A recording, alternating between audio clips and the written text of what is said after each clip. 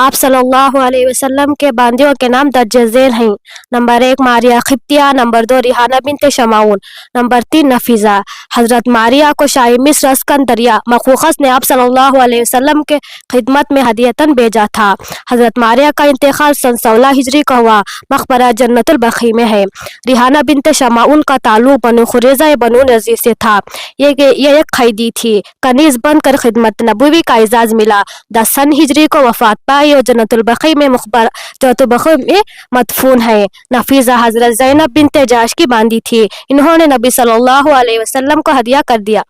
خلفائے راشدین: حضرت ابوبکر رضی اللہ تعالیٰ عنہ، حضرت عمر رضی اللہ تعالیٰ عنہ، حضرت عثمان رضی اللہ تعالیٰ عنہ، حضرت علی رضی اللہ تعالیٰ عنہ۔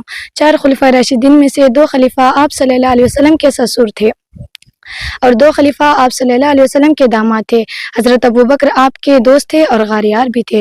حضور صلی اللہ علیہ وسلم حضرت ابوبکر کی بیٹی حضرت عائشہ رضی اللہ تعالیٰ عنہ حضور صلی اللہ علیہ وسلم کے نکاح میں تھی۔ حضرت عمر کی صاحبزادی حضرت حفصہ رضی اللہ تعالیٰ عنہ حضور صلی اللہ علیہ وسلم کے نکاح میں تھی۔ حضور صلی اللہ علیہ وسلم کی بیٹی حضرت رقیہ کو حضرت عثمان رضی اللہ تعالیٰ عنہ کے نکاح میں دیا۔ جب رقیہ کے انتقال کے بعد حضرت عثمان رضی اللہ تعالیٰ عنہ حضرت ام کلثوم کا نکاح کرا دیا گیا۔ حضرت علی رضی اللہ تعالیٰ عنہ حضور صلی اللہ علیہ وسلم کے چچا زاد بھائی تھے۔ حضرت فاطمہ رضی اللہ تعالیٰ عنہ حضور حضرت علی کے نکاح میں دیا۔ وہ 10 صحابہ اکرام صلی اللہ علیہ وسلم جن کو جنتی ہونے کی خوشخبری دنیا میں ہی دی تھی۔